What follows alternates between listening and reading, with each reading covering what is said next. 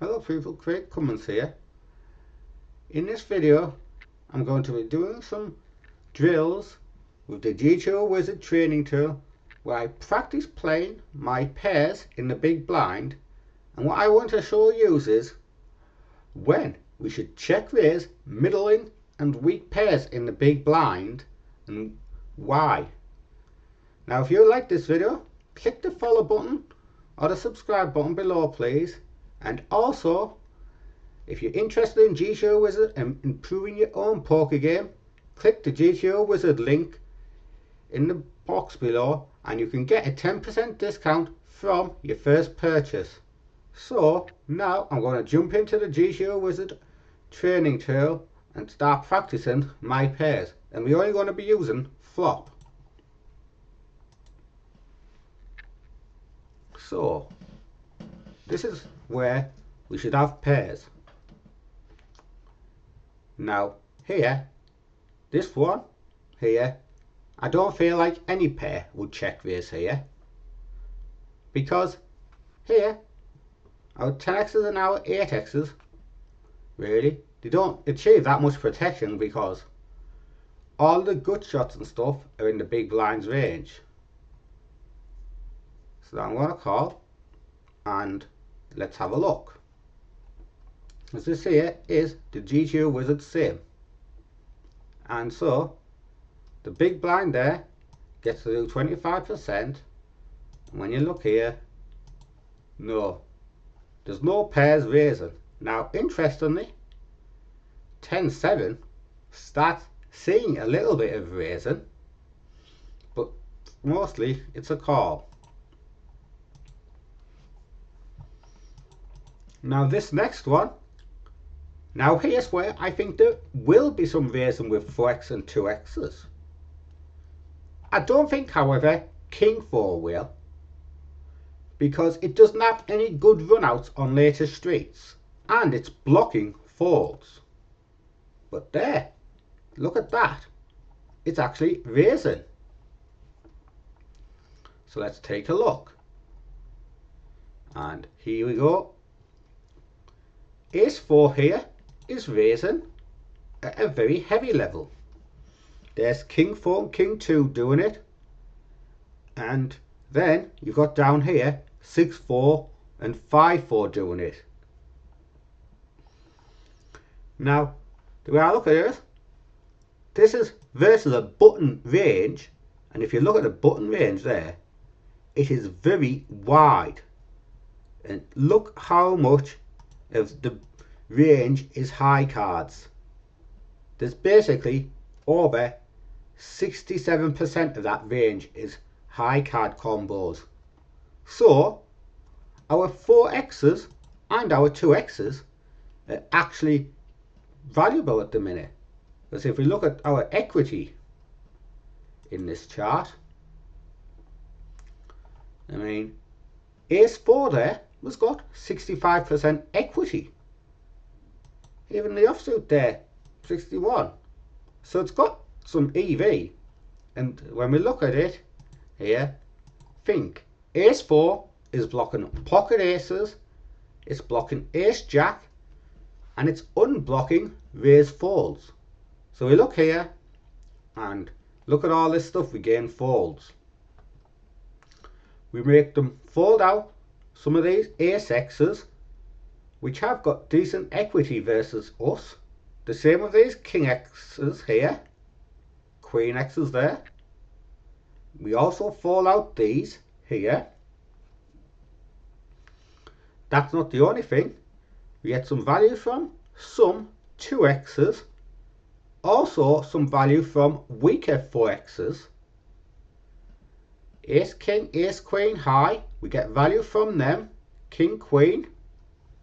So it's like two ways, it's like a merge bet, you could say. It's denying equity from these overcards, it's getting value from some hands like ace king, ace queen and king queen, and it's also getting value from hands like 2x. And so when we look at this one here, 5-4, this will probably work in a different way. So with 5-4 here, again, it can gain protection. But another benefit of check raising your 5-4 sometimes is runouts are good for 5-4 on turns. A 3 and a 6 are good for the 5-4. A 5 is actually going to improve it. A 4 will improve it. And we will get to put some pressure on pairs. So I'm going to make it a 6 on this turn. Let's just see what 5-4 is doing now. It's checking, interestingly. Ace-4 is checking. Is it different on a 3? I'm embarrassed because I thought it would bet. But it looks like it checks. Now on a 3, of course, it does actually do some betting. But my thinking was we could make some pairs fold.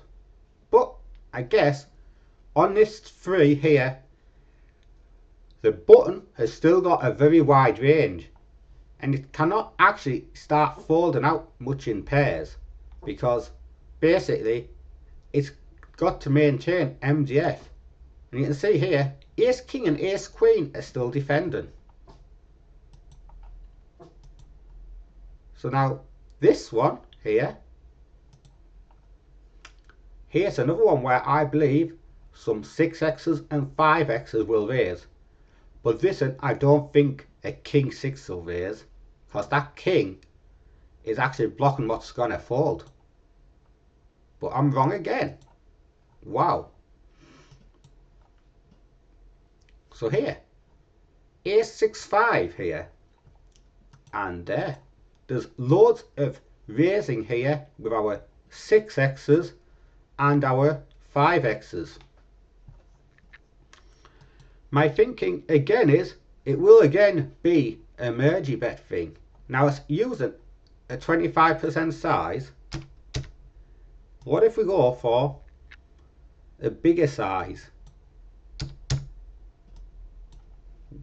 We'll try 66. Now we could say geometric size, but I mean there's still a little bit of it.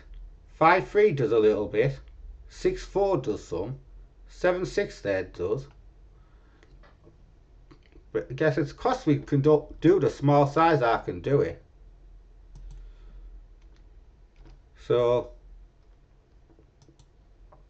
let's look back and see. And what I'm going to do is I'm going to actually put a couple of sizes on, just to see for sure if it's right. So what I've got is 25, 40 and 3E. And let's see which size the solver likes to use. It likes to use 25% and a bit of 40%. I guess my thinking is, unfortunately, the big blind doesn't have much nut coverage here. Pocket sixes aren't in the range. I mean, there is Ace 6 there, but basically, looks like it just likes to use a small size. And so, by going a small size, again, we are keeping all these pairs in play here. So all these high cards. So you can see loads of high cards have got to float versus a small size. I mean, people might not do this in game. And what we could do is, well, it's an odd lock. And what I'm going to do is strip away all of the backdoor spades. And here we go.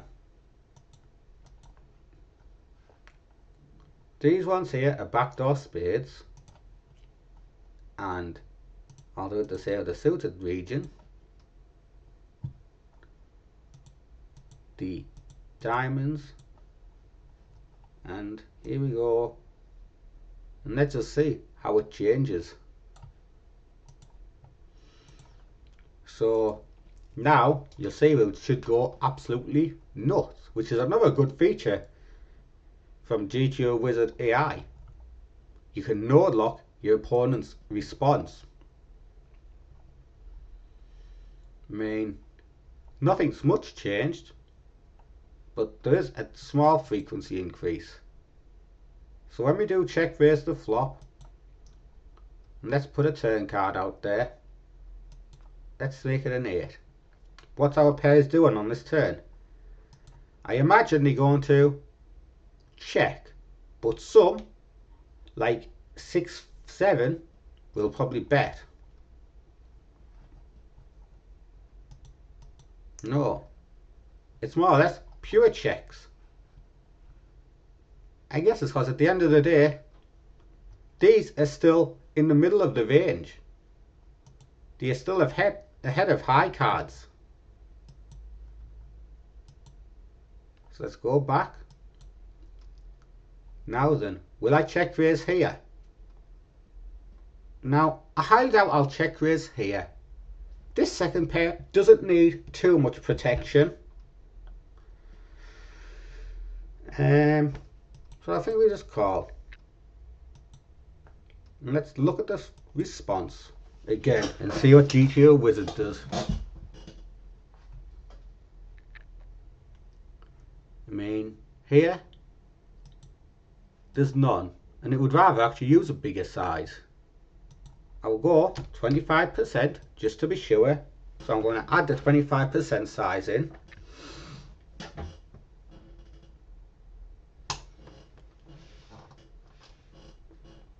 Nah, it just uses the 7.1, basically the middle size, and even if I strip 25%, well, let's just say just 25%.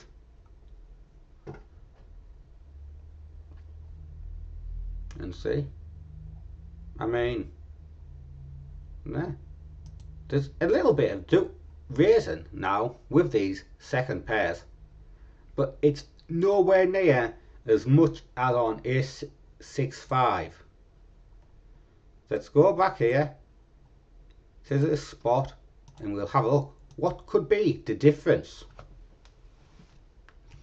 What could be the difference between Ace Jack 7 and Ace 6-5? I think I can tell you what the difference is. Now, on Ace 6-5, the in position range has got so much high card density. As we look at the buttons range here, and let's just see, King high and no made hand there. Basically, for the big blind, that is 30, 40, about 57% of the range is high card dense. Now into this one. Now when you look at here, there, 27, 37, 43% of it is high card dense. So 10% less of the range is high card dense on Ace Jack 7 than it is on Ace 6-5.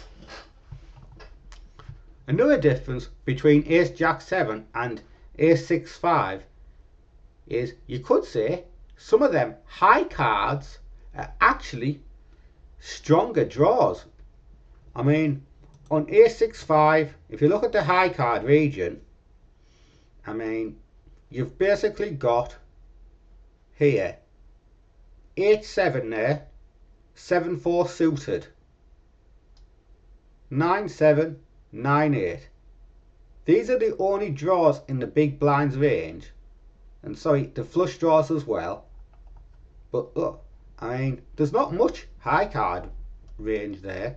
That's strong draws, and we can tag it here. I mean, this here is how it looks there. Now, going back to this one, let's look at the same region. Combo draws, flush draws. I mean, there you've got a lot of this offsuit region has got a draw of some sort. So if you think back to this one, the only offsuits that I've got a draw are 9-8, 9-7 and 8-7. But there, King Queen, King 10, Queen 10, 10-9, 10-8, 9-8 have got it. And that's not all. Another thing you can think to yourself is back doors. I mean, these here have got kind of good backdoor equity, because if you think with a King 9, I mean an 8 is good, a 10, a Queen, there's basically a number of good backdoors. 8, 10, Queen, Spade, they all improve the equity of this. But in this one here, if you look at the backdoor hands there, a lot of these ones are only improved by the Spade. I mean, then turn a gut shot, but that's going to be the sort of gut shot which is actually good for the big blinds range to begin with. Them are just all high cards. So again, more reason why you could say to yourself, on ace 6-5 you can check raise small with some of your pairs to gain value and deny equity, but on ace jack 7 you're better off just check calling them. So now this spot here, I mean, he did the check there, but let's just see for sure. I believe some 6x's and 5x's will check raise this flop. And what I'm going to do is I'm going to change the size to 33%, which is the sort of size we see in game. Solver, you see, likes to go polarized on this flop, but a lot of people will bet 33%. And their second pairs and that and third pairs. Now they're just calling at this minute in time. But what do we do next? Some people will even range bet. And if that's the case, well, now there's even more raising here with these hands. So can you see? I mean, when we make it that basically the opponent is betting his whole range there, now we can check raise, and we can even do it 57%. I mean, well do. It'll again test 25% and 57% size. I mean, here there's a lot more of 57% size than the 25% size. What is the difference here? Well, my thinking is 25% size I think gives a lot more floats on Queen 6-5 with the Ace High and King High region, but on Ace 6-5 we can already start making high cards break even. So you look here and stuff, and this is all the high card region here, and there's a lot of calling there. Now we look at this one here, and high card region there. I mean, 37% folds compared to 34. So I mean, there's not much difference actually, but when we go this side, now we make it more break even. So I'm not sure there, but what's clear to see, mate, is that basically if people are range betting on Queen 6-5, again our pairs can check raise for protection. Now this one here is a pair plus a gut shot. Again, he's checked back. But if he did c-bet this flop, our pair would be best off just calling this. I'm absolutely certain. And I'll go for the small size. I mean, that size is a polarized size that Sol was using. But there you go. Second and third pairs are just pure calls. And it's because they just don't gain protection. I mean, this one here is an interesting one. Again, the solver's checked back to flop. But could it be, if we are facing a person who range bets and that, what would happen if we think our opponent's range betting? I mean, sorry about this. Looks like when I open up so many things, it sometimes happens. But again, I'm going to do one thing, node lock it. Because really, in game, we face far more 33% sizes than 70%, especially on the micro stakes and low stakes. So here, there's not as much check raising with our second and third pairs here.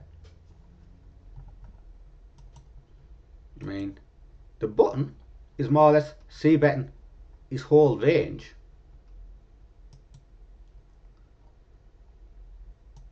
Now, it's probably a case that these ones could be quite easy to realise their equity in a way. Just when you look at these pairs here, there's so many good runouts for these. Ace 7, King 7, Queen 7 is going to block some folds and stuff, and they don't mind keeping the Ace X, King X and Queen X's in play.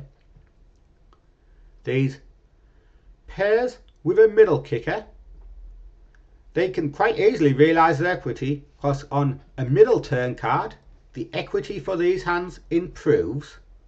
On a high turn card, the equity for these hands goes right down. And on a big turn card, of course, they're still going to be the best hand most of the time. And we'll have a look. So, first off, we'll have a look with an 8. And if the opponent bets, let's see what our response is. So solver picks 67. And, you know, our third pair and low pair, I mean, here we go.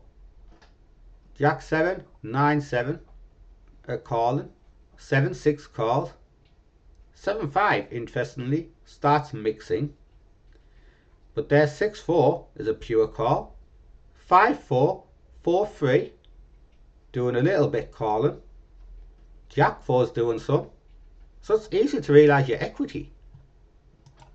And if we put a brick turn card like a deuce, what's going to happen now versus a bet? I mean, now when we look at our second and third pairs, I mean, here they're close to calling pure. 8, 7, 7, 6 and 7, 5 start to mix. And you could say those are the worst ones because they start to block some bluffing region from the in position. I mean, Ace 4, King 4, Queen 4 is mixing. And if you look at it, I mean, it chooses spades and a bit of diamonds, which again is making sense. In position is going to be betting the turn with spades, but he's not going to be betting the turn at all with hearts.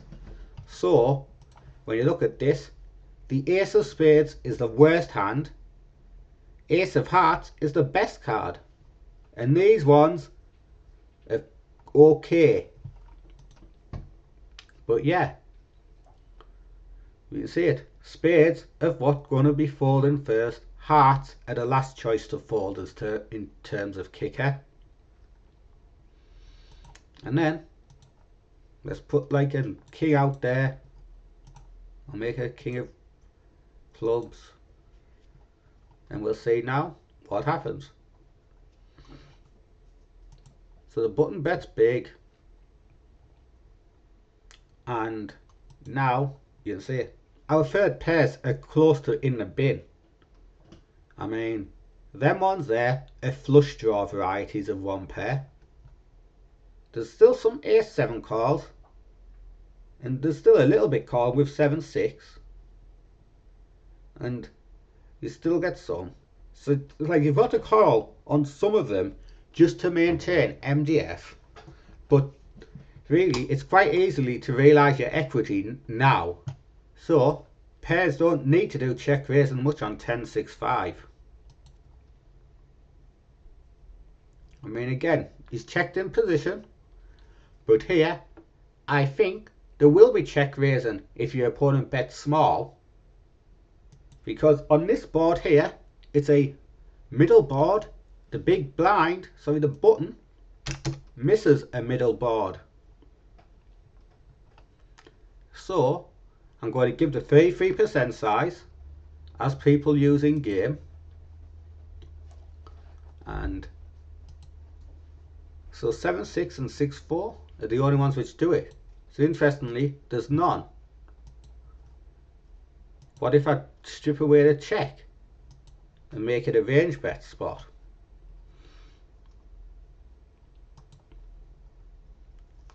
I mean, there's a little bit, but I guess there's not much, interestingly. Top pairs, like, however, them ones are going absolutely nuts and really aggressive. And so when you look at the response here, it makes a bit of sense. All of this high card region is folding here. Our pairs don't want this high card region to actually fold. I mean, the pairs dominate these low pairs here. I mean, good shots and stuff are called, but our pairs aren't in super great shape versus these hands. So yeah, we just call. This one here, I believe here we will check raise our pair.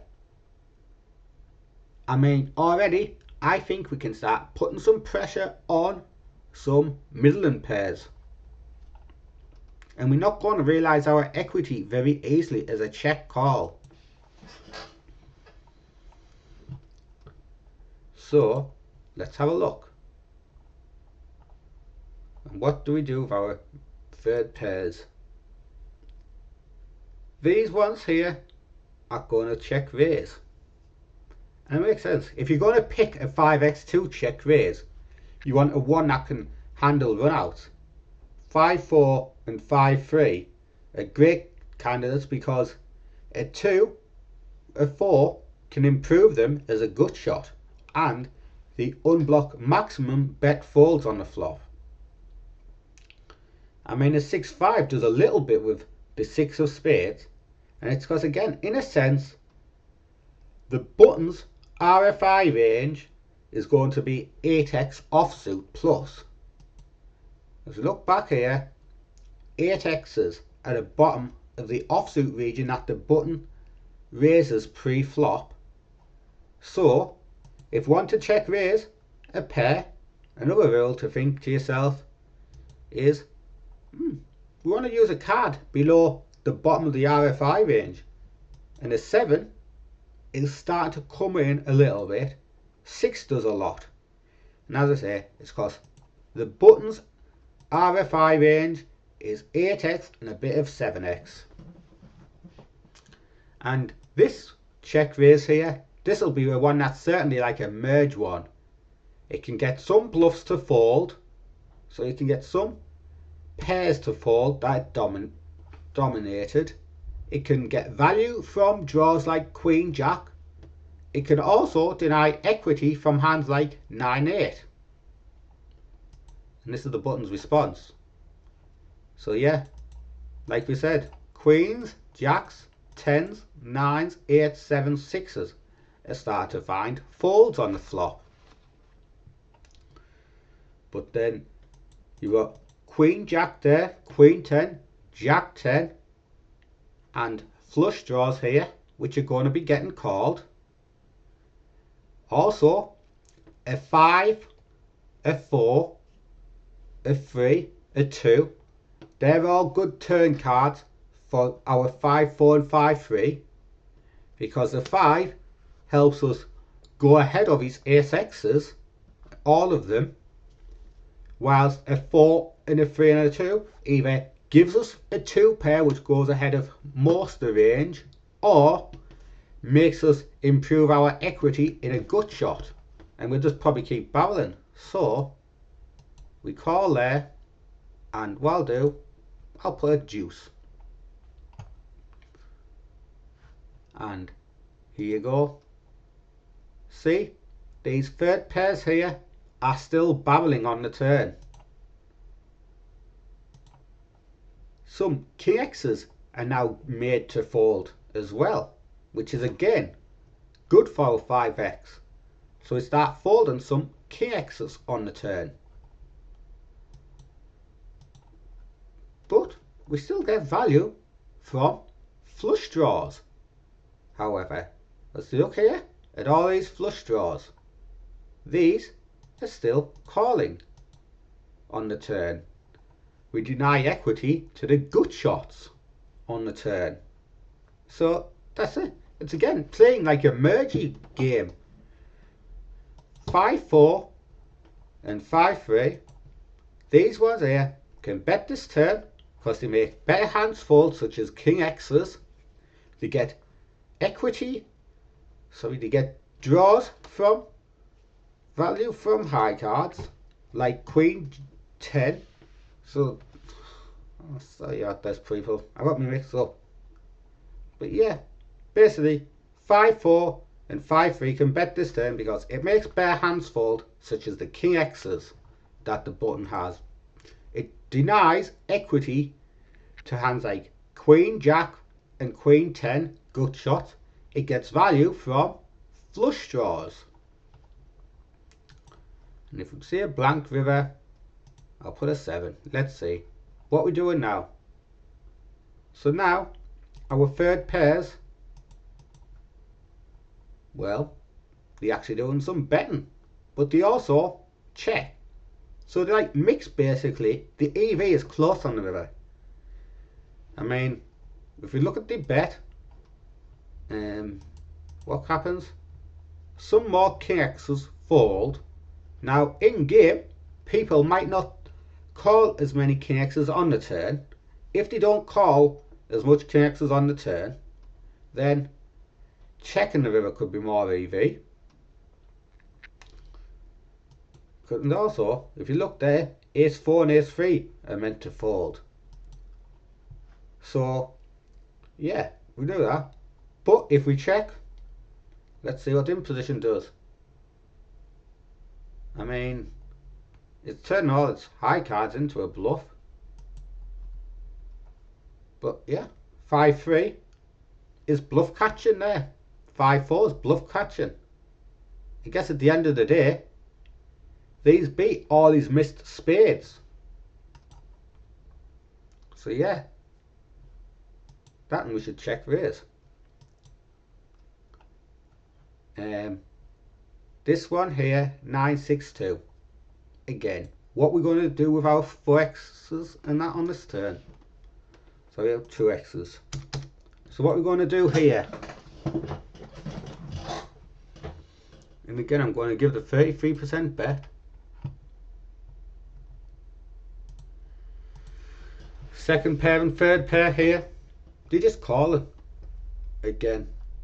I mean, we'd rather go super polarized here, because when you look, we want to use a very big size with our 9x's. I think this is the other way of sometimes looking at it. On a king high board, our king X's don't need to go too big, but our 9x's on the other hand, they want to go big.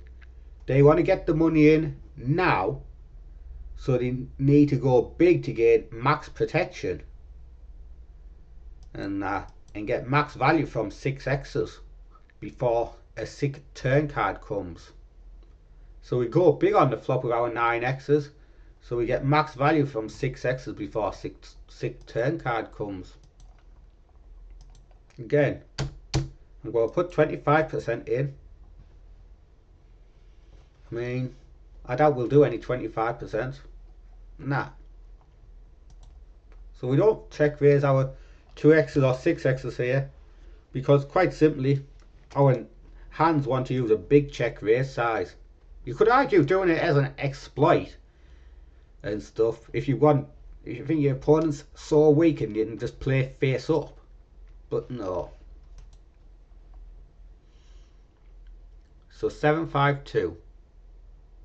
I mean, again, they're supposed to go big on these flops. But we're looking at the small bets. I mean, versus the big bets, and I'm certain we won't check raise. We only do it versus small.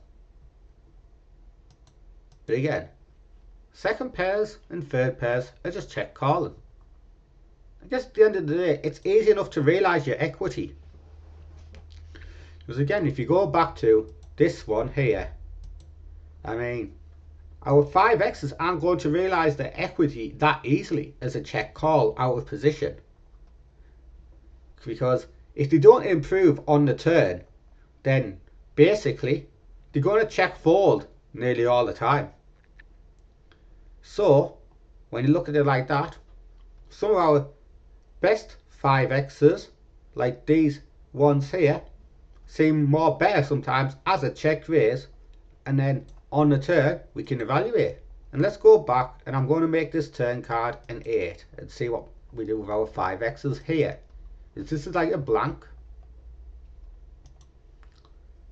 There is some betting still happens.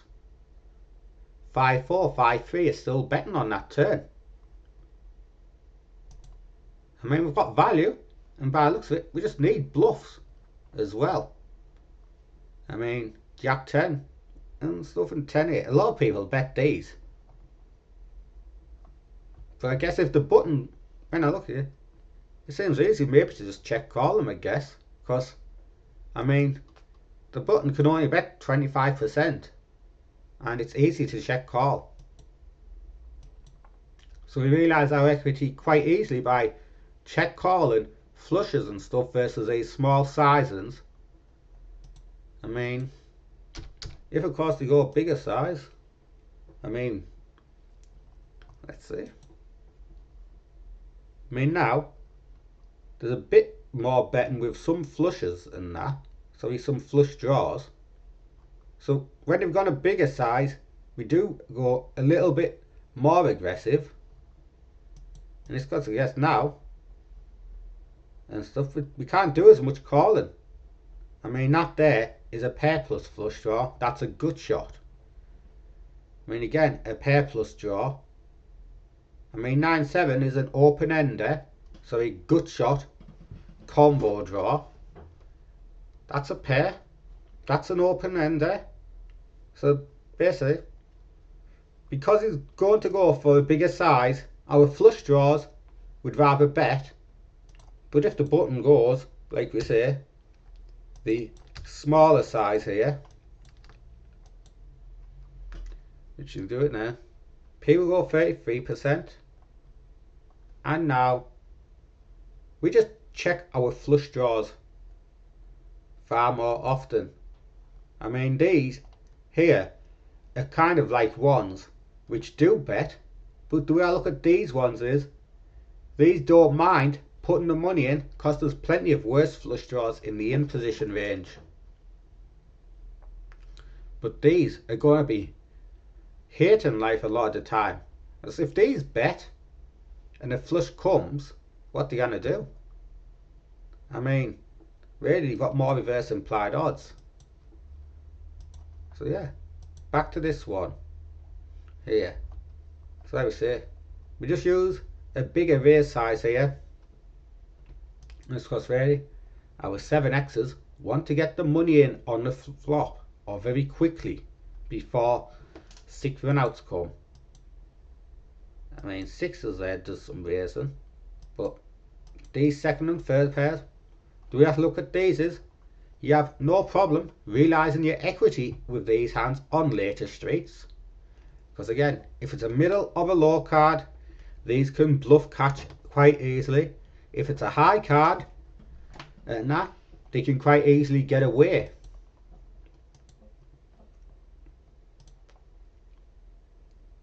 So here we bet.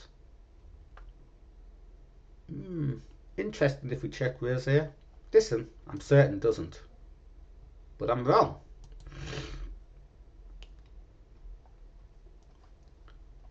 So, when we look here, second pair and third pair are doing some check raising here. But again, we use the 25% size in this spot. We don't go for the bigger size like we have on all them middle boards. And my thinking is because here our ace X's which check raise here for value don't care about runouts. Nor does our two pair pluses that check raise here for value. Ace X's and two pair plus don't care about runouts on later streets. They are still going to be ahead on the vast majority of turn runouts. So at the end of the day, we don't need to check raise a bigger size with our top pairs and two pair pluses here. We can go for a smaller size. And when we go for a more smaller size, we go a more mergy size, as we say. However, going back here, 962, 752. Here, we want to use a more bigger size. Our 7X's don't want to go such a small size here because they want to get the money in now before the runouts come and they need more protection. And the same with 9X's. Again, they want to get the money in now. And I think it's interesting there. But I believe 9X's are going to the point whereby, I'll check, but it looks to me like they're going 2E. Might say like jumping, but yeah, 9X's just go 2E. That's what it seems like they're doing on the flop. They just go 2E. And what happens on the turn? I bet we jam. No. Well, no, we go 40%. For that. I don't know why it does that. I like to shove size in just to be sure. But looks like we just go for a massive size. Whereas here, as I say, ace X's don't care about runouts, so they check raise small. I mean, well, it's an 8-eye board and stuff here. Our hand doesn't get to realise its equity very easily as a call. It has runouts, so I'm going to check raise this 5-3. And there we go. We got it correct this time. And as we say, ace X's, they don't need to go big. They can check raise small. And then these second pairs and third pairs, the ones with the good runouts, basically are check raising. I mean, a bit here of these highest ones, guess they just value raising. But yeah, these ones here do a lot.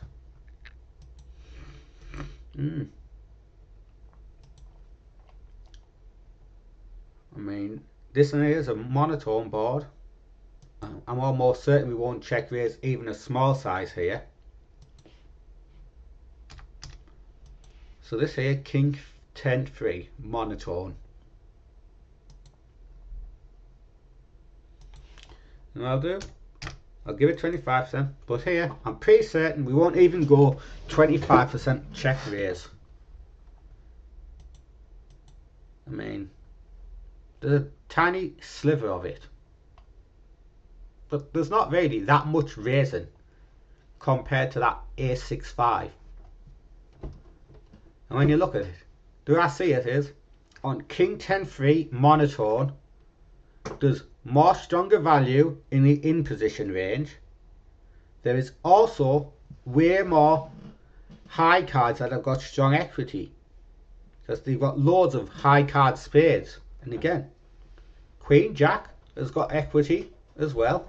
Ace Queen, Ace Jack, Jack 9's got a good shot, so we don't raise. But here, 25% check raise. Yeah, we do it. There we go. So I hope you're getting the picture now. But can you see the way I'm looking at it all the time, and the way you should be looking at it and stuff is You want to understand what size bet your top pair hands want to check raise. And as I say, on something like 9-6-5, 10-7-4, or that's 7 high, our top pair hands do not want to go small. They want to go for a more bigger size as a check raise, because they basically want to get the money in as fast as we can. So they go for a bigger size. But on King 5-4, our top pair hands are happy to check raise small and just keep barreling the turn. As a result, we use a smaller check raise size, which means we go for a wider raising range, and therefore second pairs and third pairs are coming into action more. So yeah, here we got a second pair here. But now this one, do I look at this one? There's no point in check raising at all this second pair. It's either way ahead or way behind. It doesn't gain any protection. Aye. I mean, 5x's could check raise. I mean, there you go. There's some third pairs there again, doing that check raise. But the second pairs there, pure call. Because they basically just fold out hands which they dominate and stuff, and a value owning themselves versus the better hands. I mean, this one here, Queen, 3, Queen. Here, I'm pretty sure we'll check raise our 3x. In position can have Queen X's here, for sure. But that only makes up a small portion of that overall range. There's tons and tons of high cards in that range. And again, we use a small size as a check raise because our Queen X's can quite easily barrel turns. They don't care about turns. I mean, there is flush draws in the in position range, but they don't fold at all versus a bet. So there's no point in going big with our Queen X's when at the end of the day flush draws aren't folding at all. And I mean, what I'll do is I will give you that bigger raise size just to see. So we check raise big, and let's see. And there you go. Every single flush draw here is still calling, even when we check raise big. So Queen. I didn't understand that. What the fuck? Oh, sorry about that.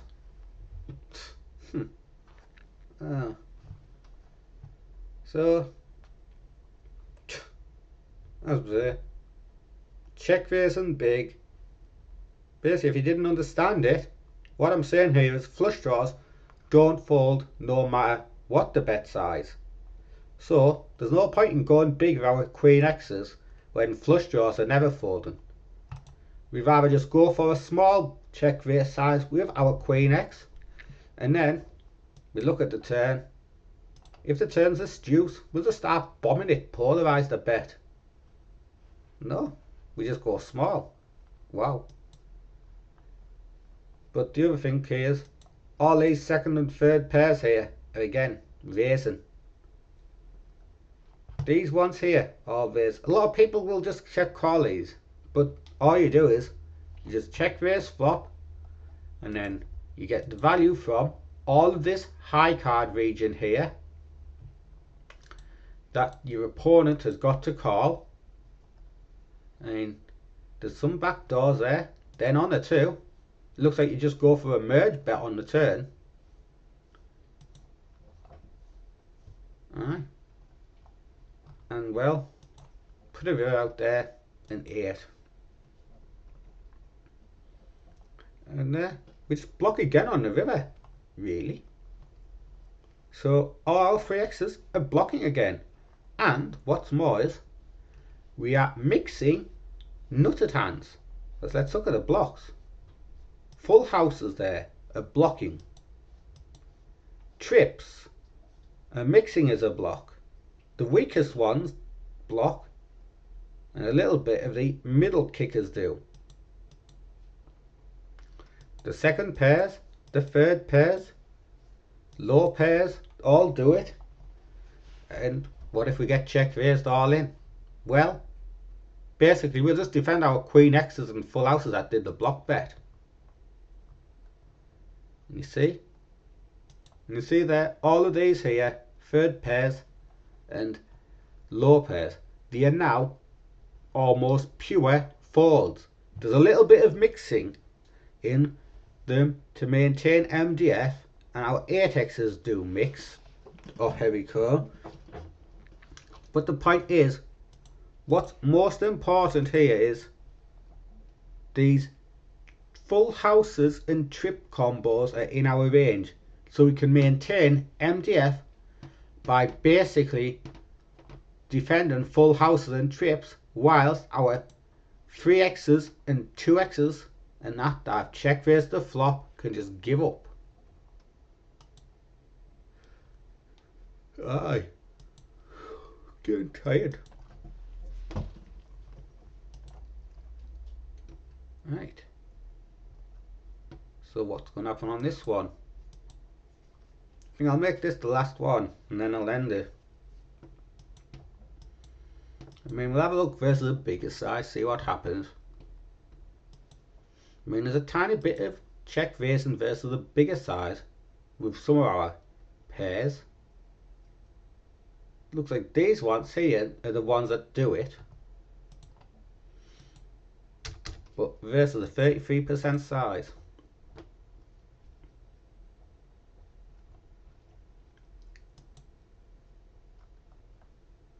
Now do just pure call.